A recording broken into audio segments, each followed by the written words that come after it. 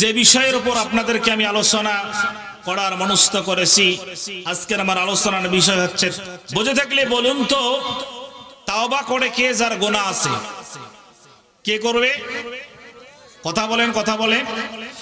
আপনাদেরকে একটা হাদিস শোনায় দেয়, সেটা হলো এই, প্রিয় নবী সাল্লাল্লাহু আলাইহি ওয়াসাল্লাম যখন সাহাবায়ে কেরামদের সামনে দর্শ দিতেন, কোরআনের বাণীগুলো শোনায়া দিতেন, সাহাবায়ে কেরামদেরকে মাঝে মাঝে নবীজি প্রশ্ন করতেন যে আমার সাহাবারা, তোমরা বলো তো এই সম্পর্কে তোমরা জানো কিনা, বা এই সম্পর্কে তোমাদের কোনো ধারণা আছে কিনা? সাহাবায়ে কেরাম তখন বলতেন আল্লাহু আ'লামু ওয়া রাসূলিহি, এই সম্পর্কে আল্লাহ এবং তার রাসূলই ভালো জানেন। সুবহানাল্লাহ। অর্থাৎ এই যে বক্তা হিসেবে, বক্তা বিশ্বনবী মুহাম্মদ রাসূলুল্লাহ সাল্লাল্লাহু আলাইহি ওয়াসাল্লাম, তিনি বক্তৃতা দিচ্ছেন, সাহাবায়ে কেরামদেরকে প্রশ্ন করছেন। এই সিস্টেম পদ্ধতি হলো আল্লাহর নবীর। সুবহানাল্লাহ বলেন না? এই বক্তা কিছু কথা বলবে, শ্রোতা তার উত্তর দেবে। আর আজকের মাহফিলে আর যা হোক আর না হোক, একটা সুন্নত আদায় হবে। আমরা পারবো তো ইনশাআল্লাহ? আওয়াজ দিয়ে বলেন না ইনশাআল্লাহ? আমরা সবাই কথা বলবো ভাই। এখন বুঝে থাকলে বলুন, তাওবা করবে কে যার গুনাহ আছে? বুঝে থাকলে বলুন তো, আমাদের গুনাহ আছে না নাই? আমরা যে কয়জন এখানে মানুষ আছি, আমরা কি গুনাহ ছাড়া কেউ আছে ভাই?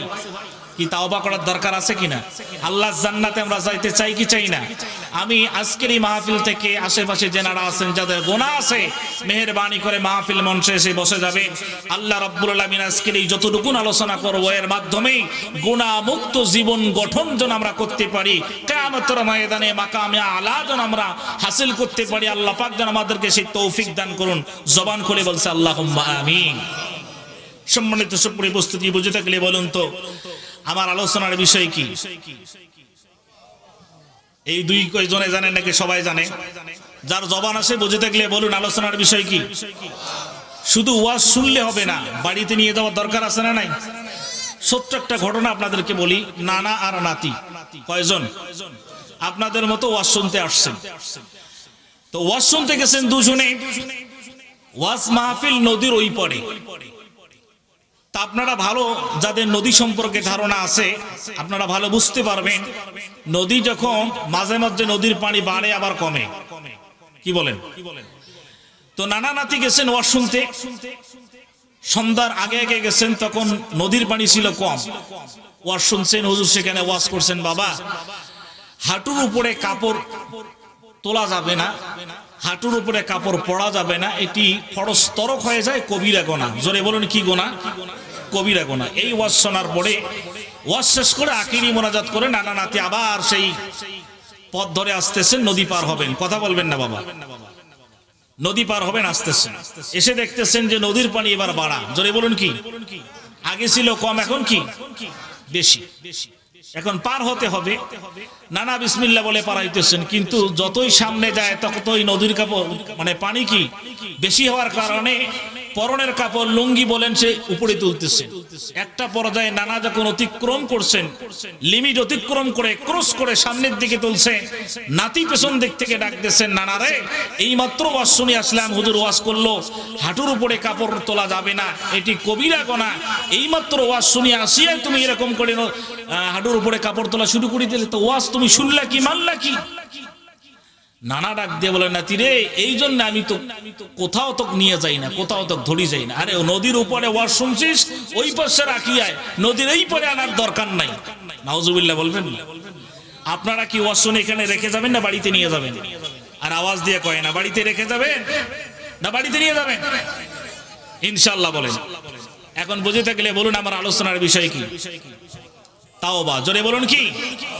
তাওবা একটি আরবি শব্দ। এর শাব্দিক অর্থ হলো, উলামায়ে কেরাম বলেন, আর রুজু আন নিদামা, আন নাদামা আর রুজু আল ইনাবা। জোরে বলেন, কয়টা বলছি? তিনটা। আর রুজু আন নাদামা আল ইনাবা অর্থাৎ হচ্ছে রুজু, ফিরে আসা, প্রত্যাবর্তন করা। নাদামা মানে হচ্ছে অনুশোচনা, আর ইনাবা হচ্ছে ক্ষমা। তার মানে হলো পরিভাষায় আল্লাহ পাকের ভয় থেকে মানুষ গুনাহ, আল্লাহ পাকের আযাবের ভয়ে গুনাহ পরিত্যাগ করা, গুনাহের কারণে নিজে লজ্জিত হওয়া, গুনাহের প্রতি ঘৃণা তৈরি হওয়া, আর ওই গুনাহ পরবর্তীতে করার সুযোগ হলেও গুনার পুনরাবৃত্তি না করা, সেই গুনার জীবনে না করা, এর নাম হলো তাওবা। চিৎকারে বেড়ে বলা যাবে কি সুবহানাল্লাহ। মুসলমান ভাইরা আমার, তাওবার কেন গুরুত্ব, তাওবা কেন আপনাকে আমাকে করতে হবে? আল্লাহ সুবহানাহু ওয়া তাআলা সূরাতুল বাকারার 222 নম্বর আয়াতের মধ্যে উল্লেখ করেন, ইন্নাল্লাহা ইউহিব্বুত তাওয়াবিনা ওয়া ইউহিব্বুল মুতাতাহহিরিন। আমার আল্লাহ পাক ডাক দিয়ে বলেন, পৃথিবীর মানুষেরা আল্লাহ রাব্বুল আলামিন দুই শ্রেণীর ব্যক্তিকে ভালোবাসেন, কোরআন সাক্ষী দেয়। এই শেরধনের বাড়ির দলগ্রাম পাটোয়াটারির মুসলমানরা বুঝে দেখলে বলুন, আল্লাহ কয় শ্রেণীর লোকদের ভালোবাসার কথা ঘোষণা দিয়েছেন? আওয়াজ দিয়ে কোন কয় শ্রেণী? আল্লাহ রাব্বুল আলামিন দুই শ্রেণীর মানুষের কথা ঘোষণা দিয়েছেন। আমরা বুঝে থাকলে বলুন তো, আল্লাহ পাকের ভালোবাসা চাই কি চাই না? আল্লাহ আপনাকে আমাকে ভালোবাসুক, এই ভালোবাসা আমরা চাই কি চাই না? আওয়াজ দিয়ে বলুন। আল্লাহর ভালোবাসা আমরা পেতে চাই, আল্লাহ আমাদেরকে ভালোবাসুক আমরা চাই, কিন্তু আল্লাহ আমাদেরকে ভালোবাসেন কিনা জানার দরকার আছে না নাই? কাদেরকে আল্লাহ রাব্বুল আলামিন ভালোবাসেন? আল্লাহ সুবহানাহু ওয়া তাআলা ঘোষণা দেন, রে পৃথিবীর মানুষ, ইন্নাল্লাহা ইউহিব্বুত তাওয়াবিন। দুনিয়াতে যারা অপরাধী, অপরাধ করার পরে তাদের ভিতর অনুশোচনা এসে গেছে, আমি অপরাধ করেছি, আমি নাফরমানি করেছি, আমি মাওলা পাকের গোলামি আর দাসত্ব থেকে দূরে আছি, আমাকে তওবা করা প্রয়োজন। আল্লাহ রাব্বুল আলামিন ডাক দিয়ে বলেন, রে বান্দা, অপরাধ করার পরে বান্দা যখন আমি আল্লাহ পাকের কাছে তওবা করে, এই তওবাকারী ব্যক্তি আমি আল্লাহ পাকের কাছে প্রিয়। সুবহানাল্লাহ। দুই নম্বর ব্যক্তি হলো ইউহিব্বুল মুতাতাহহিরিন, যারা পাক পবিত্র থাকে, পবিত্রতা যারা সদা সর্বদা অর্জন করে, এই পবিত্রকারী বান্দাকে আল্লাহ রাব্বুল আলামিন ভালোবাসেন। এখন বুঝে থাকলে বলুন তো মুসলমান ভাইরা রে আমার, আল্লাহ পাকের ভালোবাসা পাইতে গেলে তওবা করার দরকার আছে না নাই? আল্লাহ রাব্বুল আলামিন ডাক দিয়ে বলেন, ওয়া তুবু ইলাল্লাহি জামিআন আইয়ুহাল মুমিনুনা লাআল্লাকুম তুফলিহুন। আল্লাহু আকবার বলেন। আল্লাহ রাব্বুল আলামিন ডাক দিয়ে বলেন, পৃথিবীর মানুষ, তুবু ইলাল্লাহ, আল্লাহ পাকের কাছে তওবা করতে হবে, সারেন্ডার করতে হবে। জোরে বলুন, কার কাছে? আল্লাহ পাকের কাছে সারেন্ডার করতে হবে, তওবা করতে হবে। তওবা করলে পরে কি হবে? আল্লাহ রাব্বুল আলামিন বলেন, লাআল্লাকুম তুফলিহুন, তওবাকারীরাই হলো সফলকামী। চিৎকার মেরে বলেন না সুবহানাল্লাহ। আমরা সফল হতে চাই কিনা? দুনিয়ার মানুষগুলো বিভিন্ন দিক থেকে সফল হতে চায়, কে ব্যবসায়, কে চাকরিতে, কেউ হাল কৃষিতে, কেউ বিভিন্ন দিক দিয়ে, কেউ রাজনীতির ময়দানে চেয়ারে বসে কেউ সফল হতে চায়। বুঝতে গেলে বলুন তো, সফল সবাই হতে চায় কি চায় না? কিন্তু আল্লাহ বলেন, সফলকামী কারা, সফল হবে কারা? যারা অপরাধ করার পরেও আল্লাহ পাকের কাছে সারেন্ডার করে, আল্লাহ পাকের কাছে তওবা করবে। আল্লাহ বলেন, এই তওবাকারী বান্দা হলো আমার কাছে সফলকামী। চিৎকার মেরে বলুন না সুবহানাল্লাহ। মুসলমান ভাইরা আমার, আল্লাহ রাব্বুল আলামিন সূরাতুত তাহরিমের 8 নম্বর আয়াতের মধ্যে উল্লেখ করেন, ইয়া আইয়ুহাল্লাযীনা আমানু তুবু ইলাল্লাহি তাওবাতান নাসুহা আসা রাব্বুকুম আইয়ুকাফিরা আনকুম সাইয়্যাতিকুম ওয়া ইউদখিলুকুম জান্নাতিন তাজরি মিন তাহতিহাল আনহার। আল্লাহ রাব্বুল আলামিন ডাক দিয়ে বলেন, পৃথিবীর অপরাধীরা, ও আমার গোলামেরা, তুবু ইলাল্লাহি তাওবাতান নাসুহা, তোমরা তওবা করো আল্লাহ পাকের কাছে। জোরে বলেন, করতে হবে কার কাছে? আল্লাহ পাক পাকের কাছে কেমন তওবা? আল্লাহ বলেন তাওবাতুন নাসুহা, তওবা করা হলো আন্তরিক তওবা। কিসের থেকে? অন্তর থেকে। কি করতে হবে? তওবা করতে গেলে অন্তর থেকে তওবা করতে হবে। আন্তরিক তওবা করলে পরে কি হবে? আল্লাহ রাব্বুল আলামিন বলেন আসা রাব্বুকুম আইয়ুকাফিরা আনকুম সাইয়্যাতিকুম। অন্তর থেকে অপরাধীরা যখন আল্লাহ পাকের কাছে সারেন্ডার করে, গুনাহের জন্য মাওলা পাকের কাছে কাঁদে, আল্লাহ পাকের কাছে যখন চায়, আল্লাহ বলেন আমি আল্লাহ তার জিন্দেগির গুনাহ খাতাগুলো মাফ করায়া দেই। চিৎকার মানে বলা যাবে কি সুবহানাল্লাহ। জীবনের গুনাহ মাফ চাই কি চাই না? পেছনের ভাইরা মনে হয় চায় না, আপনারা কি চান? আওয়াজ দিয়ে বলুন জীবনের গুনাহ মাফ চাই কি চাই না? জীবনের গুনাহ খাতা মাফ করতে চাইতে হলে, মাফ করে নিতে হলে আল্লাহ পাকের কাছে তাওবা করতে হবে। এখন পাটোয়াটারির মুসলমানরা বুঝি থাকলে বলুন তো, যার গুনাহ নাই আল্লাহ বলেন তাওবা করলে আল্লাহ গুনাহ মাফ করায় দিবেন। তাহলে যে ব্যক্তি তাওবা করলো আল্লাহ তার জিন্দেগির গুনাহ খাতাগুলো মাফ করায় দিল। এখন বুঝি থাকলে বলুন যার গুনাহ নাই এই মাসুম বান্দা জান্নাতে যাবে নাকি জাহান্নামে যাবে? ভাই আপনারা কথা বোঝেন না মনে হয়। যার গুনাহ নাই সে ব্যক্তি জান্নাতে যাবে না জাহান্নামে? জান্নাতে যাবে। আল্লাহ পাক এই কথাটাই বলতেছেন ওয়ায়ুদখিলুকুম জান্নাতিন তাজরি মিন তাহতিহাল আনহার। যে ব্যক্তি আমি আল্লাহ পাকের কাছে তওবা করে, আন্তরিক তওবা করে, আমি আল্লাহ তার জিন্দেগির গুনাহ খাতাগুলো মাফ করা দেই। আর আমি আল্লাহ মাফ করা দিয়ে শেষ করি না, ওই আমার মাহবুব বান্দাকে এমন এক জান্নাতে প্রবেশ করাবো যেই জান্নাতের তলদেশ দিয়ে নহর প্রবাহিত। নহর প্রবাহিত এরকম জান্নাতের ভেতরে আমি আল্লাহ ওই তাওবাকারীকে প্রবেশ করাবো। চিৎকার মেরে বলেন সুবহানাল্লাহ।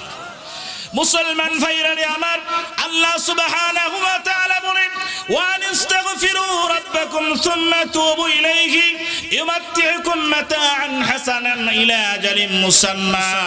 পৃথিবীতে আমরা সবাই জীবনটারে উপভোগ করতে চাই, আনন্দময় এনজয় করতে চাই।